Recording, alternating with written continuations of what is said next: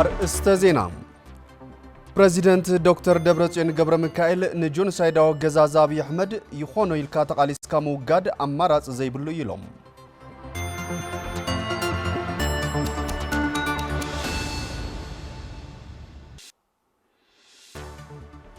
مس حيلتات صرا مخاتا تግራይ تسلفهم زركبو عطقات تغارو ناب عدوم كملسو بيرو سلامن ጸጥታን تግራይ ጸውዑ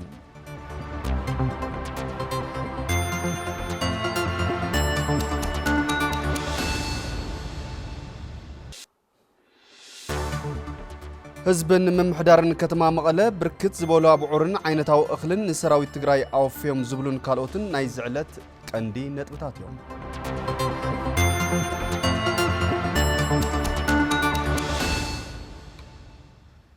سلام طعنا هبلي زخوركم تملكتنا نزعلت زي زحرنا يوم زيناتات تلفزيون تግራይ አርስተ زيناتات بملላይ ፈሊምና حزدማ ናብ ዝርዝራቶም ክንሰገር زيناتات بممراح حفت قبرو مسملا سوميا ستوديو تلفزيون تግራይ حبيركم كصنحيه نمكتالكم بمعدام ናብ ፈላማይ ዜና ክሰገር ንፖለቲካው አፈላላይ በኃይልን ህዝብ በመጽናትን ክፈትሕ ዝደሊ ጄኖሳይዳው ገዛዛ አብይ አህመድ ይኾነ ኢልካ ተቃሊስካ መውጋድ አማራጽ ዘይብሉ ኢሎም ፕሬዚደንት መንግስት ትግራይ ዶክተር ደብረጽዮን ገብረ ሚካኤል ዶክተር ደብረጽዮን ገብረ ሚካኤል ነዚ ዝገለጹ በአዳላውነት ቢሮ ጉዳያት ኮሙኒኬሽን ትግራይ ዘበት ንብሔራዊ ብርሰት ብዝብል መሪ ሐሳብ ምስከየንቲ አብስተኻይደ መድረኽ ዘተዩ ፍሳጽዮን ገብረ አበዝጊ ነቲ ዘተ ተኸታቲሉ ዝስዕብ ጸብጻብ አሰናዲሉ زبط نبيهراو برسات بزبل مرا حساب بيرو كومونيكيشن تግራይ አብ ዘካይዶ መድረኽ ዘተከየንት ዝተረኽቡ ፕሬዝዳንት መንግስት ትግራይ ዶክተር ደብረጽዮን ገብረ ሚካኤል ጆኖሳይዳው ገዛዛ አብይ አህመድ ንፖለቲካው ፈላላይ በኃይልን ህዝብ በመጽናትን ክፈትሕ ዝደሊ እምስበሉ ነዚ ድጋፍ ድማ ትግራይ ክትዝረግን ዓቕምታት ትግራይ ክዳኸምን ናተገብረ ዝመጸ ጸበባ ህዝቢ ክጋደድ ከምዘኽ አለ ገሊጾም አፈላላይ ፖለቲካው ፈላላይ ተጎዳይ ግን ህዝብ በመጥፋት አይፈትሕ ዝደሊ ሰጥለበ ተገዛይ ትግራይ ትባልስ ታቃሉን ክጠፍ ኖት ህዝቢ ቃል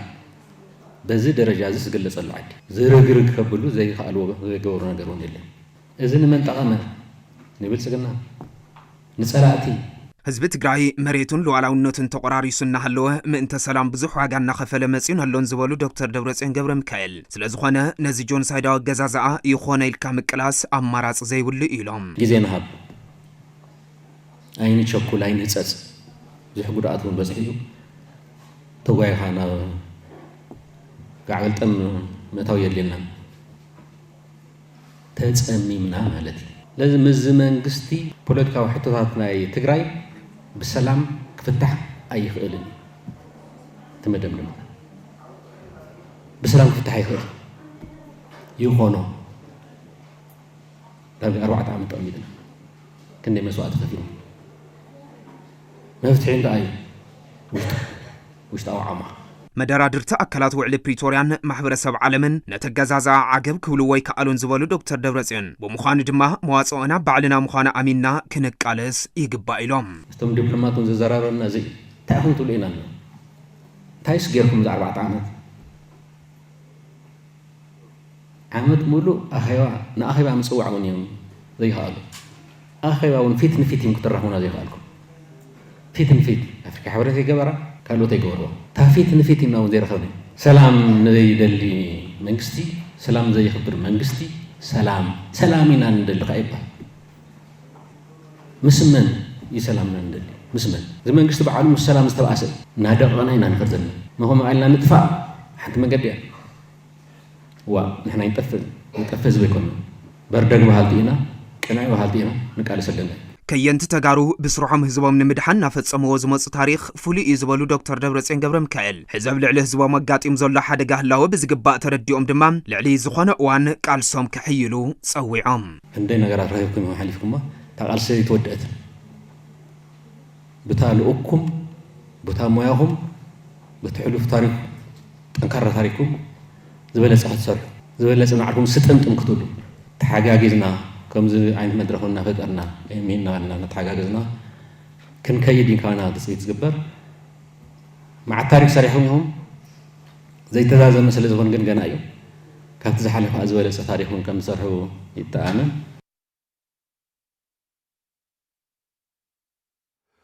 بتزامد زينا حزب تግራይ ዘጋጥሞ ሓደጋ ህላወ ክፍንጽሕን መሰል ዓርሰ ውሳነኡ ውሕስ ክኸውንን ከም ዝቃለሱ ከየንቲ ተጋሩ አረጋጊጾም እቶም ከየንቲ ነዚ ዝበሉ ዘበት ንብሔራዊ ብርሰት ብዝብል መራሒ ሓሳብ ኣብ ዘካይድዎ መድረኽ እዩ ሕዝውን መሳርሕትና ፍሳጽዮን ገብረ አበዝጊ ከቕጽል እዩ በአዳላውነት ቢሮ ጉዳያት ኮሙኒኬሽን ትግራይ ዘበት ንብሔራዊ ብርሰት ብዝብል መሪ ሓሳብ ኣብ ዝተኻየደ መድረኽ ዘተከየንቲ ተረኺቦም መበገሲ ሓሳብ ዘቕረቡ ሓላፍቲ ቢሮ ዶክተር አብርሃም ሓጎስ ኪነት ህዝቢ ትግራይ ኣብ ዘካይዶ ቃልሲ ወሳን ምዃኑ ዝፍለጥ ስለ ዝኾነ ከየንቲ ተጋሩ ሕዝብ ዝካየድ ቃልሲ ሰዋና ምዃኖም ፈሊጦም ቃልሶም ከበርኹ ፀዊዖም እዚ ስርዓት እዚ ክሳብ ዝሃለወ ግን ከም ህዝቢ ክንህሉ ንኽእል ኢና ዝብልዎ መደምደምታታት ክመጽእ ይኽእልን ማለት እዩ ካብዚ ተበጊስና ከም ስነ ጥበበኛታት ነዚ ቃልሲ እዚ ንምዕዋት ነዚ ቃልሲ እዚ ናብ ሽግጡ ንምብጻሕ ቀጻላይ ናይ ህዝቢ ትግራይ መሰል ዓርሰ ውሳነ ክሳብ ዝረጋገጽ ዝህሉ ኩነታት እውን ንምውሳን ብዛኽእል መንገዲ ካባኻትኩም ጣዕም ብዙሕ ናይ ስራሕ ውጽኢት ትጽቢት ይግበር ተሳተፍቲ መድረኽ ዝኾኑ ከየንቲ ተጋሩ ህዝቢ ትግራይ ሕዚ ኣጋጢምዎ ዘሎ ፀበባን ሓደጋ ህላውን ክፍንጻሕ ብኹለ መዳይ ዘካይድዎ ቃልሲ ከም ዘሕይሉ አረጋጊጾም ዓድናዩ ህዝብናዩ ለአናውነትና ከመረጋገጽ ይግባእና ስለዚህ ምላሽ ሂብና ኣለና ምርሑና መራሕቲ ኸውት ጠልምዎ ኣይጠልምን መንእሰይ ትግራይ ኣይጠልምን ኣነ ትበጽሕና ዘለና ደረጃ ከም ተጋሩ ክንህሉ ዘይደልዩና ዘለው ግን ምስኦም ኮይኖም ከዓ ስሪሖም ፍትሕ ዝብሉና ግን ክንዋቆም ዘለና ተመሲል ይስምዕ ነውሪ ይብሶር ነውሪ ተደቂምና ዘለንዑ ሸጢልና ተዓጢቕና ንመክት ብድሕሪኡ ኩሉ ብቃልስና ክንጉረና ከያኒ ካብ ህዝቢኡ ዝቅዳሕ ንህዝቢኡ ከዓ ዘገልግል ህዝብና ነገልግል ኣብቲ መኸተ ኣብቲ ህላዌ ደው ንበል ካብቶም እያታትና ንወርሶ ጥበብ ኣለና ጥበብ ንሓጉዝና እንዳበልና ንዓኣቶም ክንሰርሒና ከማይ ግን ነተመኸተ ድልውየ ኣብ ቢሮ ፍትሒ ትግራይ በዓል ሙያ ሕጊ ኣይተጎደፋይ ጥላሁን ኣብ ዝወፃ ኣዋጅ ምውሓስ ህልውናን ድሕነትን ህዝቢ ትግራይ ቁፅሪ 366 ዝባር 2018 ነመልኪቶም መብርህ ዝሃቡ ኮይኖም እቲ ኣዋጅ ጆኖሳይዳዊ ገዛዛ ኣብይ ኣሕመድ ህዝቢ ትግራይ መሊኡ ንምጽናት ዝኸዶ ጉዕዞ ዝዓግትን ዓቕምታት መኸተ ክውደቡን ገበን ዝፈጸሙ ኣካላት ክሕተቱን ዝገብር ስለ ዝኾነ ኣብ ዝካየድ ቃልሲ ህላወ ልዑል ረብሓ ከም ዘለዎ ገሊጾም ምስ ሓይልታት ፀረ መኸተ ትግራይ ተሰሊፎም ዝርከቡ ዕጡቃት ተጋሩ ውሳነ ፍጻም ስራሕ ቢራው ክልላዊ መንግስቲ ትግራይ ተቐቢሎም ናብ ዓዶም ክምለሱ ቢሮ ሰላምን ጸጥታን ትግራይ ጻውዒት ተቕሪቦም ምስ ሓይልታት ፀረ መኸተ ትግራይ ተሰሊፎም ዝርከቡ ዕጡቃት ተጋሩ ብሰላም ናብ ዓዶም ክምለሱ ፍጻም ስራሕ ቢራው ክልላዊ መንግስቲ ትግራይ ሐምለ 28 2018 ዓመተ ምህረት ውሳነ ከም ዘሕለፈን እቲ ውሳነ መልኪቱ ቢሮ ሰላምን ጸጥታን ትግራይ ዘውጽኦ መፈጸሚ መስርሕ መሰረት ገይሩ መብርህ ይብሎ ሃፍታይ ባህረ ብዝርዝር ሒዝዎ ኣሎ ፍጻም ስራሕ ብሔራዊ ክልላዊ መንግስቲ ትግራይ ኣብ ሐምለ 28 2018 ምስ ሓይልታት ፀረ መኸተ ትግራይ ተሰሊፎም ዝርከቡ ዕጡቃት ተጋሩ ብሰላም ናብ ዓዶም ክምለሱ ውሳነ ከም ዘሕለፈን ነዚ ኣመልኪቱ ቢሮ ሰላምን ጸጥታን ትግራይ እቲ ዝወፀ መፈጸሚ መስርሕ መሰረት ገይሩ መብርህ ሂቡ ብፍላጥ ይኹን ብዘይፍላጥ ምስ ሓይልታት ፀረ መኸተ ትግራይ ተሰሊፎም ዝርከቡ ዕጡቃት ተጋሩ ናብ ዓዶም ክምለሱ ዝኽእል መፈጸሚ መስርሕ ከም ዝወፀ ሓላፍ ቢሮ ሰላምን ጸጥታን ትግራይ ኣይተ ተወልደ ብርሃን ተስፋ ኣለም ሓቢሮም ኣብ ናይ መንግስቲ ሓላፍነት ብሽመት ዝሰርሑን ኣመራርሓ ዝነበሩን ከምኡን ሰራሕተኛ መንግስቲ ዝነበሩ ነቲ ጻውዒት ተቐቢሎም ስልጠና ወሲዶም ናብ ቤት ዕዮኦም ክምለሱ መስርሕ ወፂኡ ኣሎ ዝበሉ ኣይተ ተወልደ ብርሃን ሽሙኛታት ዝነበሩ ጻውዒት ተቐቢሎም ተተመሊሶም ድማ ኣብ ዝምጥኖም ቦታ ክምደው እዮም ኢሎም ሰራሕተኛ መንግስቲ ነይሮም ጻውዒት ተቐቢሎም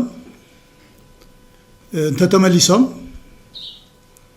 ናይ ተሐድሶ ስልጠና ወሲዶም ናብ ዝነበርዎ ቤት ዕዮ ክምለሱ ክምደው ዝገብር መስርሕ ይወፂ ዘሎ እዚ ጥራሕ ኣይኮነን ናብ ተሐድሶ ስልጠና ኣትዮም ምስክር መረጋገጽ ወረቐት ሒዞም ናብ ዝነበርዎ ቤት ዕዮ ዝተመለሱሉ ግዜ ዝነበርዎ ቦታ ክፍት እንተኮይኑ ዝነበርዎ ቦታ ክብደው እዮም ዝነበርዎ ቦታ ክፍት እንተዘይኮይኑ ነቲ ዝነበርዎ ቦታ ዝምጥን ካልእ ቦታ ተመሳሳሊ ተደልዩ ክምደው ዝገብር መምርሕውን ወፂኡ ኣሎ በቲ ካልእ ገጽ ሽሞኛታት ነይሮም ኣብ ዝተፈላለየ ሓላፍነት ቦታ እንዳሰርሑ ዝጸንሑ ጻውዒት ተቐቢሎም ተተመሊሶም ሽሞኛታት ቅድሚ ዝነበሩሉ ቦታ ወይ ቤት ዕዮም ተመሊሶም ክምደው ዝገብር አካይዳውን ወጽየሎ ጻውዒ ተቀቢሎም ዝተመለሱ መናእሰይ ሓረስቶት ነጋዶን ምልሻን ድማ ዘለዎ ዕድላትን መማረፅታትን ተጠቂሞም ክሰርሑ ኣብቲ መስርሕ ተቐሚጡ ከም ዘሎ ድማ ገሊጾም መናእሰይ ኮይኖም ብዝተፈላለየ መንገዲ ፍላጥ ይኹን ብዘይ ፍላጥ ዝኸዱ ጻውዒ ተቀቢሎም ተመሊሶም ኣብ ገጠር እንተ ኮይኖም ነቲ ናይ ገጠር ፓኬጃት ተጠቂሞም ኣብ ዘለዎ ዕድላትን መማረፅታትን ክጥቀሙ ዝገብር ደገፍ ክረኽቡ ክግበር ኣለዎ ተባሂሉ ተቐሚጠሎ ኣብ ከተማ እንተ ኮይኖም ድማ ነቲ ናይ ከተማ ናይ ደቀቅትን ኣናእሽተይን ፓኬጃት ተጠቂሞም እቲ ዘሎ ዕድላትን ኣማራፅታትን ክጥቀሙ ድጋፍ ዝረኽብሉ ምቹ ባይታ ንምፍጣር ዝጠቅም ኣካይዳ እውን ኣብቲ መስርሕ ብግልፂ ተቐሚጡ ኣሎ ሓረስቶት ዝነበሩ እንተ ኮይኖም ዝነበሮም ሕርሻ መሬት ገዲፎም እንተኸይዶም ዝነበሮም ሕርሻ መሬት ይምለሰሎም ዝነበሮም ሕርሻ መሬት ተማሒድሩ ተኮይኑ ድማ ካልእ ተለዋጥ ቦታ ይወሃቦም ዝብል እውን ተቐሚጠሎ ምልሻታት ዝነበሩ ምስ ዕጥቆም ዝኸዱ ዕጥቆም ሒዞም ተተመሊሶም ዝሓዝዎ ዕጥቂ ኣይሕደጉን ሒዞም ወይ ቅጽሉ ዝብል ተቐሚጠሎ ሒዞም ወዝኸዱ ብረት ሒዞም ተዘይመጽዮም ንምንታይም ሒዞም ዘይመጹ ተባሂሉ ተጻሪዩ ምምሕዳራዊ መፍትሕ ክግበሩ ተቐሚጠሎ ተመለስ ሰራዊት ዝምልከት መሰረት እቲ ዝወፀ መፈጸም መስርሕ ተራእዩ ተረባሕቲ ዝኾኑሉ ዕድል ተመቻችዩ ከም ዘለውን ኣይተ ተወልደ ብርሃን ተስፋ ዓለም ኣረዲኦም ብረትን ንብረትን ሒዞም ዝኸዱ ምስ ብረቶምን ንብረቶምን ተተመሊሶም በቲ ናይ ሰራዊት መተሓዳደሪ ደንቢ ኣብቲ ደንብ ዝተቐመጡ ዕድላትን ኣማራፅታትን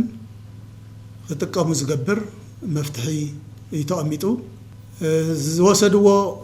ብረትን ንብረትን ሒዞም ተዘይመጽዮም ንምንታይም ሒዞም ዘይተመለሱ ተባሂሉ ተጻሪዩ ምምሕዳራዊ መፍትሒ ክግበረሉ ኣብቲ ማንዋል እውን ብግልፂ ተቐሚጡ ኣሎ ብሔራዊ ረብሓ ህዝቢ ትግራይ ምሕላው ሕገ መንግስታዊ መሰል ምምላስ ግዛእታዊ ሓድነትን ዝተመዛበሉ ወገናት ምምላስን እዩ ዝበሉ ኣይተ ተወልደ ብርሃን ምስ ሓይሊ ፀረ መኸተ ትግራይ ዝተሰለፉ ዕጡቃት ብሰላም ንዓዶም ክምለሱ ድማ ፀዊዖም ሕገ መንግስታዊ መሰልና ይከበር ሉዓላዊ ግዛእትና ናብ ንብሩ ይመለስ ናይ መንባር መሰልና እውን ይተሓለዎ ዝብል ሕቶ እዩ ዘለዎ ህዝቢ ምስ ፀረ መኸተ ሓይልታት ተሰሊፎም ዘለዉ ካብ ዝተፈለየ ሕቶ ክህልዎም ኣይኽእልን እዚ ማንዋል ጸዲቁ ብዕሊ ንህዝቢ ካብ ዝተገለጸሉ ዕለት ጀሚሩ ኣብ ውሽጢ 30 መዓልቲ ዝፍጸም ምዃኑ ኩሉ ክፈልጥ ክርዳእ በዚ መንፈስ እዚ እውን ኩሉ ማሕበረሰብ ነዚ ዕድል እዚ ብኣግባቡ ክጥቀምሉ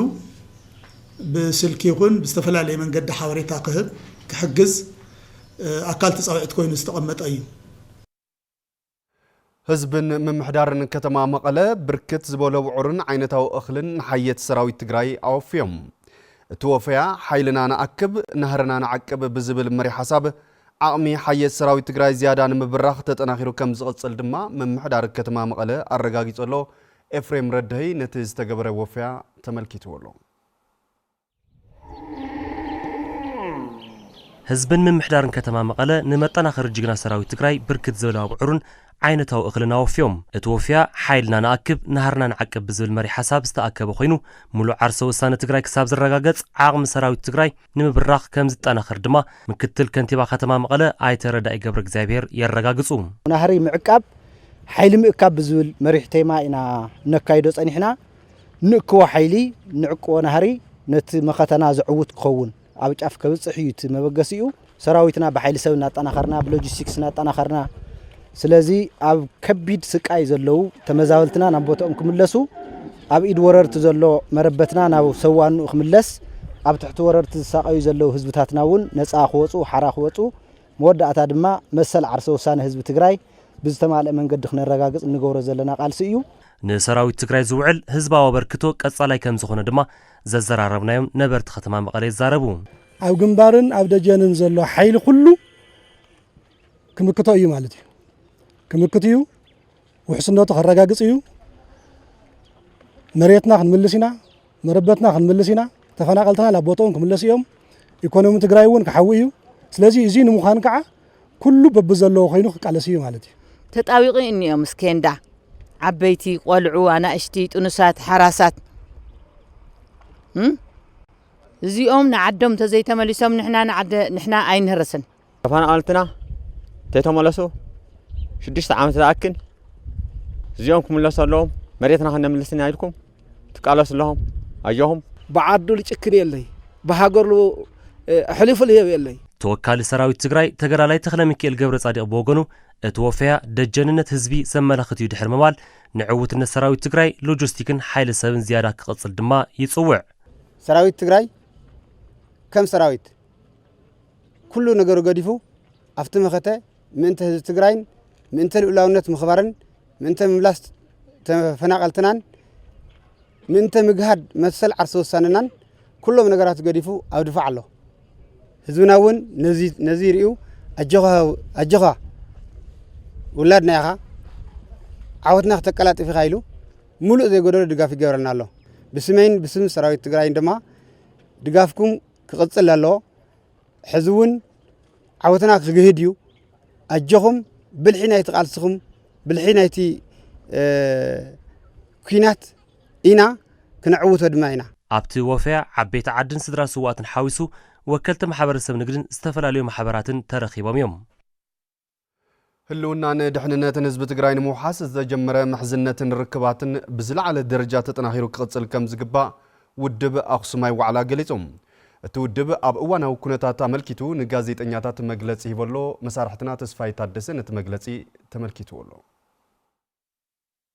ውድብ ኣኽሱማይ ዋዕላም ኣብ እዋናዊ ኩነታት ኣመልኪቱ ንጋዜጠኛታት መግለጺ ሂቡ ኣብ መንበር ውድብ ኣኽሱማይ ዋዕላ ዶክተር ሰለሞን ባርናባስ ክሳብ ሕዚ ክፋል መሬት ትግራይ ኣብ ቁጽጽር ጸላእ ከም ዝርከብን ብሰንኪቱ ኩነታት ድማ ብዙሓት ተመዛበልቲ ኣብ ከቢድ ሰብኣዊ ጸገም ከም ዝርከቡን ኣብሪሆም ርግጽ መሬትካ ናይ ምላስን ተፈናቀልትና ቦታኦም ናይ ምላስን ጉዳይ ዋዕላ ሕደር ዝበሃል ነገር ይኾነን ብቕልጡፍ ክፍጸመሎ ዝብል እምነት ዘለና ንሕና ከም ውድብ ብቕልጡፍ ክፍጸመሎ ግዜ መሪጹ መንግስትና ሓደ ነገር ክገብረሎ ዝብል እምነት ኣለና ህልውናን ድሕንነትን ትግራይ ንምርግጋጽ ዝግበር ዘሎ ቃልሲ ዝያዳ ክጠናኸር ከም ዘለዎ ዝገለጹ ዶክተር ሰሎሞን መንእሰያት ህልው ኩነታት ዓለምን ከባብን ብምርዳእ ኣብ ምርግጋጽ ህልውና ህዝቦም ግዴቶም ክዋጽኡ ተሓሳሲቦም መንእሰይ ትግራይ ደይመደይ እንተይበለ ዘይተወላወለ ክስለፍ ክኽእል ኣለዎ ትግራይ ብሰብኣ እያ ክትነብር ዘላ ብናይ ባዕላ ህዝቢ እያ ክትነብር ዘላ ብናይ ባዕላ መንእሰይ እያ ክትነብር ዘሎ ክትቅጽል ዘለዋ ካብ ሃገርካ ወፂኻ ዓን ዝርከብ ረብሓ የለን ካብ ሃገርካ ሃገር ተዘይብልካ ማንም ይጻወተልካ ምስ መሓዙት ቃልሲ ዘሎ ርክብን ምሕዝነትን ክጠናኸር ከም ውድብ ዘለዎም ድጋፍ ብምግላጽ ኣብ ውሳነታት ምውሳድ ኩነታት ፖለቲካ ዓለምን ከባብን ብግቡእ ኣብ ግምት ከኣቱ ከም ዝግባእ እውን ሓቢሮም ምስ ኤርትራ ዘለና ርክብ ክነጠናኸር ኣለና ምስ ሱዳን ዘለና ርክብ ክነጠናኸር ኣለና ምስ ጎራብትና ሙዚየም ዘሎ ምስ ፋኖ ይኹን ምስ ናይ ዓፋር ሓይልታት ክነጠናኸር ኣለና እዙይ ተጠናኺርና ዘን ናይ ዲተረንስ ፖሊሲ ናይ ባዕልኻ ናይ ምክልኻል ፖሊሲ ተኸቲልና ስራሕና ክንሰርሕ ንኽእልና ናብራና ክንነብር ንኽእልና ኣባል ፈጻሚ ስራሕ ውድብ ኣኽሱማይ ዋዕላ ኣይተነጋሲ ገብረ ትንሳኤ ኣብ ዓለም ዝኽሰቱ ዘለዉ ፖለቲካውን ኢኮኖምያውን ለውጥታት ኣብ ህይወትን ኩነታትን ትግራይ ቀጥታዊ ጽዕንቶ ከም ዝፈጥሩ ኣረዲኦም ምስ ሓይልታት ጸረ መኸተ ትግራይ ተሰሊፎም ዝርከቡ ዕጡቓት ተጋሩ ውሳነ ፈጻሚ ስራሕ ብሄራዊ ክልላዊ መንግስቲ ትግራይ ተቐቢሎም ናብ ዓዶም ክምለሱ ድማ ኣይተነጋሲ ጸዊዖም ጸላእትዮም ኢልና ክንወስዶም ኣለና ኣነ ጸላእ ኣይኮንኩን ክመጽእ ዝብል ተኾይኑ ምሕረት ክግበረሉ ይኽእል እዩ ወፂኡሉ ኣዋጅ ነቲ ምሕረት መሰረት ዝገበረ ክጥቀመሉ ኣለዎ ግን ጸላእቲ ንዕኦም ዝምልስ ፖለቲካ ክንሰርሕ ኣለና ዝብል ክንሰርሕ ኣለና ንህልውናና ክንብል ምስ ዝኾነ ይኹን ጸላዩ ሓቢርና ብምቅላስ ክንስዕሮ ኢና ከም ውድብን ከም መሰለ እምነት ዘለና ብዝተፈላለዩ ኣማራጽታት ናባኹም ዝቕጽል ዘሎ ዜናታት ቴሌቪዥን ትግራይ ብቐጥታ ኣብ ምክትታል ትርከቡ ዝኸበርኩም ተመልከትና ሕርያኹም ቴሌቪዥን ትግራይ ጌርኩም ትከታተሉ ስለ ዘለኹም ድማ ክብረት ያብልና ብምባል ናብ ዝቕጽል ዜና ድማ ከስክረኩም ንምውሓስ ጸጥታን ሰላምን ትግራይ መኸተኦም ከም ዘጠናኽሩ ኣካላት ጸጥታ ከተማ ማጨው ገሊጾም ኣካላት ጸጥታ ከተማ ነዚ ዝገለጹ ኣብ እዋናዊ ኩነታት ተመልኪቱ ኣብ ዝተኻየደ መድረኽ እዩ ሃፍቱ ብስራት ንዘዋደዶ ጸብጻብ ኤፍሬም ገብረ ኪዳን ከም ዝሰንቀርቦ እዩ ዝተረጋገዐ ሰላም ከይህሉን ሕብረተሰብ ጸጥታኡ ውሕስ ከይከውን ጸላእቲ ህዝቢ ትግራይ ይሰርሑ በምህላዎም ነቲ ሽርሒ ደመኛታት ጸላእቲ ብኣግኡ ብምምካን ውሕስ ጸጥታ ንኽረጋገጽ ንኣካላት ጸጥታ ከተማ ማይጨው ግንዛበ መዕበይ ስልጠና ተዋሂቡ ኣባላት ህዝባዊ ምልሻ ከተማ ማጨው ጸላኢ ህዝቢ ትግራይ ከይጽነተ ስለ ዘይዓርፍ ዝኸኣለ መስርዕ ብምምላእ ዘይከኣለ ድማ ኣብ ደጀን ምስ መውሓስቲ ሰላም ብምትሕባር ጸጥታን ሰላምን ንምንጋዝ ከም ዝሰርሑ ይዛረቡ ናይቲ ሕብረተሰብ ጸጥታ ውሑስ ንምግባር ቃትለይቲ ኣይልቅስን ካቐደም እውን ደቂሱ ኣይፈልጥን እቲ ህዝባዊ ምልሻ እቲ ሕብረተሰብ ትክክለኛ ላብ መዓልታዊ ውዕሎኡ ንኽውዕል ቃትለይቲ ንሰርሕ ኣለና እዚ ወድብኻ እቲ ዘሎ ዓቕሚ ሎጂስቲክ ይኹን ዘሎ ዝወፅ ነገር ደሞ ምስ ተወድኻ ንምስራሕ እዚኣ ዝግጅት እናገበረ እትሰውን ንሕና ድማ ኣብ ጎድኒ ኮይና ከዝውን ዝግጅት እናገበርና ኢና እቲ መንእሰይና ይኹን እቲ ነባር ዓቕምና ሓርበኛና ምስኡ ተቐናጅና ከዝውን ዝደለዮ ሕግ ዝፈቀደሉ ለማላእና ንሕና እውን መስርዕና ለማላእና ኢና ንርከብ ሓላፊ ቤት ጽሕፈት ምልሻ ዞባ ደቡብ ትግራይ ኣይተ ዕቁባይ ኣባይ ዝተረጋግዐ ሰላምን ጸጥታን ብምንጋስ ህዝቢ ትግራይ ብጆኖሳይዳዊ ኣገዛዛ ኣብይ ኣሕመድ ዝፍጸመሉ ዘሎ በደላት ንምብዳህ ውሽጣዊ ምስፋን ጸጥታ ኣገዳሲ ምዃኑን ነዚ ንምርግጋጽ ድማ ግደ ህዝባዊ ምልሻ ዕዙዝ ይብሉ ፖሊስ ኣሎ መዳርክቲ ኣቦ ሰላም ኣሎ ኣብ ቀጠና ምስ እዚኦም ተታሓይዝና ኢና መናእሰይ ወዲብና ደቂ ኣንስትዮ ወዲብና ኢና ህዝብና ሙሉእ ሓለዋ ክንገብረሉን ክንንከባኸቦን ወፊሩ ከኣቱን ክውዕልን ሰሪሑ ከኣቱን ክንገብሮ ዘለና እዚ ህዝቢ እዚ ማለት ሰራዊትና ናይ ቅድሚት ተልእኾ እዩ ዘለዎ ናይ ቅድሚት ተልእኾ እዩ ዘለዎ ንሕና ናይ ደጀን ተልእኾ እዩ ዘለና ንሰራዊትና ዓንዲ ሕቆ ንኾነ ደጀን ብምጥንኻር ደጀን ተጠንኺሩ ሰራዊትና ክጥንክር እዩ ስለዚ ነዚ ማእኸል ገይሩ ክሰርሕ ክኽእል ኣለዎ ዋና ማሕዳር ዞባ ደቡብ ትግራይ ኣይተ ዝናቡ ገብረ መድህን ጆኖሳይዳዊ ኣገዛዛ ኣብይ ኣሕመድ ንህዝቢ ትግራይ ንምጽናት ይሰርሕ ብምህላው ነቲ እከይ ተግባር ብዝተዋደደ ቐልጸም ንምምካት ይስራሕ ከም ዘሎን ህዝባዊ ምልሻ ድማ ብጽሒቶም ክፍጽሙ ከም ዝግባእ ኣተሓሳሲቦም ምልሻና ኣብ ኩሎም ግንባራት ኣያዩ ኣብ ሰላም ግዜ ና ልምዓት ኣያዩ ኣብ ሃምዛ ዓይነት ሓደጋ ዳጋጥመሉ ግዜ ድማ አንጻር ጸላኢ ተሰልፉ ዓወት ድራሩ ድብል ሳጓም ሕዙ ድቃለስ ና ኩሎም መዋጽኦና ቁልፊ ሓይልና እዩ ስለዚ ኣብ ትግራይ ድናጽነትና ዲሞክራሲና ተቃለስና ህዝብታትና ሕዚም ድናጽነትና ይኹን ዲሞክራሲና ብሓይሊ ክገብጠና ድመጽእ ሓይሊ በፍጹም ኣይንብርከኺ እዚ መበገስ ብምጓር ዘበት ንብርሰት ድብል መሪሕ ሓሳብ ሕዝና ንጋደለና ኣብ ዘሎ ሓይልናም ቀሊል ሓይል ኣይኾነን ውሽጥና ጽናዕና አጠንከርና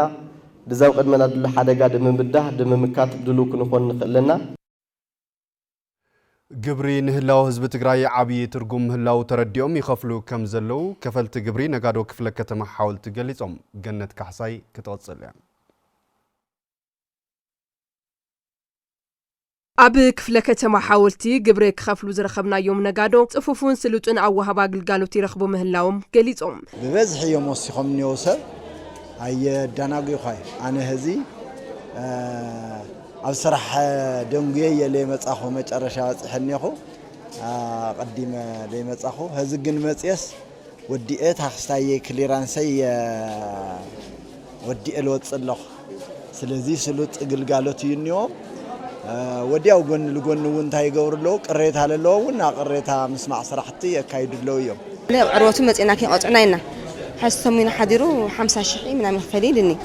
50,000 ማ ቦዚ ሒዶ ኢለ ክጠራሕ ይላዕሊ በቃ መጥሓን መኪና ምናምን ትሙንዩ ምን ግብረን ኸሊ ሃሙዩ ይልኒ በቃ ይኻፈልኹ هو ግልጋሎት በጣም ስሉጥን ጽፉፉን እዩ ያው ግብረ ምኽፋል ግቡእን ዜግነታዊ ሓላፍነትን እዩ بزي جبري حنتعدي اختلمعن كتعبن يتغلن ما جبر مخفال قديتنا عيو نخفلو جبرين هلاو حزب تግራይ ዓብይ ትርጉም አለው ዝበሉቶም ነጋዶ ዝኸፈልዎ መጠን ግብሪ ቁርብ ወሰኽ ከም ዘርአይ አረዲዮም طبعا خدلو مخد بزبلي مر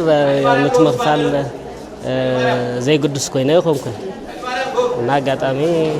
በናይ ስራሕ ኩነታት የተخሳበ ዘንጊ አንበር ግብረ በሰዓት ክፈል ይዘለዋ ያው بزي جبري هلون عدي مرقاص اي كالن منغستي ካብ ግብሪ ገይሩ ይኹን ዘካይድ ምር ለሓዞ በጀት ይውልይ ግብርና እዩ ግን ትግብሪ ግን ተመጣን ክኾንሎ ሃምሳርሓ ክኾንሎ ስኢልኻ ብዘፈቀደ ብስመጥሓን እዚ ሓለት መጥሓን ብዙሕ ስራሕ ከላየን احنا ግን ምዘክደኹ ደቂ ንስቲና ብዙሓትና ተከምተና ድዕና ዘምን ዓበይቲ ኢና ግን ብዙሕ ዕዘት የምናይ 50 ቦዚሕ ይለየን በይ ግብሪ ፋል ግዴታና እዩ ወይ ስሩዕ ግብሪ ኮይኑም በይ ካለ እውን ትጽቢት ልግበረልና እዩ ተዘሎ ናሉ ናይ መኸተዋን ቀሊለ ይኮነን ተዋና ዝድለ ፍትሓውነቱ እዩ ፍትሓው ኾን እምበር ንኸፍለ ዘለና ግብሪ سقيلو خام ترى خالي جزء تبلو لي كونس نمختون لنا نخفل لنا مخانو كنردع يقبلنا حلفيت بيت صحفات لمعات وتكفل كتما حاولتي ويزرو صحاينش نقسة زاقير سوعة ميتاوي نقاداي تكفل كتما قبري كم زخفلة قريتن تلمنا حيزنا ينارنا عصرت حد شحي شوعة ميتي عصرت 4 ينايرو في الصامنا كشاف خزقن شمونت شحي خلت ميتي عصرت 4 فصيمنا لنا هو بحيل سمالتي عبزي كشاف خز على 3 أفصاصمانا عندي بزحنا نينا 6 مليون بزحنا 80% بزحنا لنا بجنزم مالتي سلازي مجرشا نامخفال دليتي للو ግን ተሰራሕተኛ ግን ቁሩ ኮይኑ ከገልግሎ ከፊሉላ ተጸበየ ሙሉ መዓልት ላዋዓለ ምንም ዚ ምግልጋል ማለት ኣብ ኸዚ ሰዓት ኮይና ተናኣሰስ ኣብ ትሑቲና ለለና 7% ማለት ትሑት እዩ ኣሳት 578 ነጋዶ ብዝተተመነሎም መጠን ግብሪ ጥርዓን ከም ዘቕረቡ ዝገለጻ ወይዘሮ ፀሃይነሽ ካብኣቶም እቶም 115 ፍታሕ ተዋሂቦም ይለን 8214 ግልጋሎት እዩና ካብዚኦም 578 ጥርዓ ኣቕሪቦም እቶም ጥርዓ ለቕረቡ 115 ፍታሕ ይብናዮም ምምሕያሽ ማለት እዩ ኣነስ ገርና ሎም ትጸገሞም ላራና ቶም ይጸናል በልናዮም ደማ በዚህና ያ ለወሉ ይግበአን ሰማዒ በመምሕዳር ልትጣየሸ ኮሚቴ እንዮ ላፍቲ ኮሚቴ ቀሪቡ ላራየ ክፍታሕ ልግቦ ይፈትሕ ክጸንዕ ልግቦ ደማ ጽኒዑ ክኸፍል ላትገበረ እዩ ድሕሪ ሓምለ 30 ዝኽፈል ግብሪ ቅጽዓት ሓዊስኩም ዝኾነ ዘዘኻኸራ ሓላፊት ቤት ጽሕፈት ልምዓት እቶት ክፍለ ከተማ ሓወልቲ ወይዘሮ ፀሃይነሽ ንጉሰ ነጋዳይ ነዚ ተገንዚቡ ቀሪቡ ኣብ ዘሎ ሰዓታት ክኸፍል ጸዊዐን ኣብ ትግራይ ዝኽፈል ዘሎ ግብሪ ንምርግጋጽ ዓርሰ ምርኮሳ ትግራይ ወሳኒ ከም ዝኾነ ተረድዮም ግብሪ ብእዋኑ ዝኸፍሉ ዘለዉ ከፈልቲ ግብሪ ክምስገኑ ከም ዝግባኦም ሓላፊት በዓል መዚ ልምዓት እቶት ዶክተር ምሕረት በየነ ገሊጸን ንሳ ተስፋይ ኣብ 2018 ዓመተ ምህረት ዝኽፈል ዘሎ ግብሪ ትግራይ ኣብ ዓቢ ጸገምን ዕጽዋን ኣብ ዘላትሉ እዩ ዝበላ ሓላፊት በዓል መዚ ልምዓት እቶትን ትግራይ ዶክተር ምሕረት በየነ ብደረጃ ልዕሊ 2300 ነጋዶ ከፈልቲ ግብሪ ኣለዉ ኢለን ደረጃ ለዝበሃሉ ከባቢ 2003 ግብሪ ከፈልቲ ኣለውና ካብዚኦም እቲ 56000 ኣካራይ ተካራይ እቲ 147000 ነጋዳይ ስለዚ ግብሩ ክኸፍል ኣብቲ ናይ መጀመርያ መድረኽ ብምርድዳእ ተጀሚሩ እዩ እቲ ሓደ ዝገበርናዮ ምርድዳእ ክልጠፊ ጽንዓቱ ክፍለጥ ናይ ሓደ ዝኸፈለ ግብሩ እንተ ሓደ ክፈልጦ ፍትሓውነት ተጎዲሉ እናተራዳድአ ክኸይድ ዝተገበረ ማለት እዩ በተለይ እቲ ሕዚ ንኸፍሎ ዘለና ግብሪ ከዓ ፍሉይ ዘብሎ ኣብ ዓብይ ጸገም ኣለና ማለት እዩ ኣብ ክባዕ ዕፅዋ ናይ ኢኮኖሚካል ዕፅዋ ኣለና هير عند زارون خبيت صراحة الله بس حزي نخفله جبري ناي وعلى ترجم الله وي أبز عامة مرتس تجري بتاعت أوت اللي زا جبري زي أزخفل كلها زبل أشاروا أنك ولا زخلوا له أو عبيز أجمل الله هيوت أجمل بتعنا زوات كديتات الله خمون نايك أدم وقعت مدحني زل اليوم اللونا تفانا قلتيت مالي ريخي أخي أبز خبيت أجمل الله درار ليت نزي كمالت ترجم الله وي تعرس مركوسناي كفالاي جبري نهلاوة تجراي إلو جبوون نحفظ أما كم زركب بجزاء يلن منفس إن تسرح يركب كم زلوا قليتن خف أخونا تات لنا أفتز خف أخونا تات كوين جن بقى نحنا أين زلنا الله لتي ما جبر زو خفله بجزء 5 جنيه دلي نزيات تساوي دموز زي تقبل دمو ناصر حي أنزلوا إذا قل زلوا تناهز من حبنتي ناي تجراي ريزيلنسي 5 زبط حنا زلوا إذا تموت بلوس تما كوري أما أنا ممكن تروح زي تخيل مالتي إذن دالي جنزب ترجم الله تدحني مع تصقمينا زلنا تنايل مع صراحتي يترف تناي هلوات ندحنا ناي تجراي مرققاص حدث عرسهم ركوساي نزز متن أتاو كنركب كنكلالنا زي كفلا خفالا جبري قلطيفو كخفل اللوز بلا دكتور محرت بينا نعوتنتو دما دقفن كتتلن بمقبار بتكنولوجي استحجز سرحتي يسالت اللويلن زنت أبت ماي باقبابو بمتكام مفرعينة حرشان معباي أدلاي دقاف كم زقبرو كيلاتات حرشان أمرار حان استفلاليا ورداتات زوا سمين معراب تقراي قليسهم እቶም ክኢላታት ሕርሻን ኣካላት ኣመራርሓን ነዚ ዝገለጹ ኣፈጻጽማ መደባት ስራሕ ሕሉፍ ዓመት ተመልኪቶም ኣብ ከተማ ሽረ እንዳስላሴ ኣብ ዝገምገምሉ እዋን እዩ። መለሰ ኣባዲ ንዝለኣኾ ጸብጻብ ጎይቶኦም ንጉስ ከም ስዕብ ቀርቦ እዩ።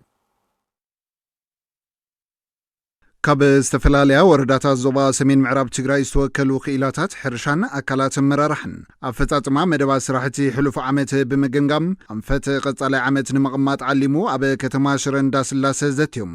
ኣብታ ዞባ ዘሎ ዝሓሸ ሽፋን ዝናብ ብኣግባቡ ብምጥቃም ኣብ ዘመነ ምህርቲ 2018-2019 ዓመተ ምህረት ዝሓሸ ፍርያት ንኽሕፈስ ኣድላይ ደገፍ ከም ዝገብሩ ድማ ተሳተፍቲ ተዛሪቦም ደቀም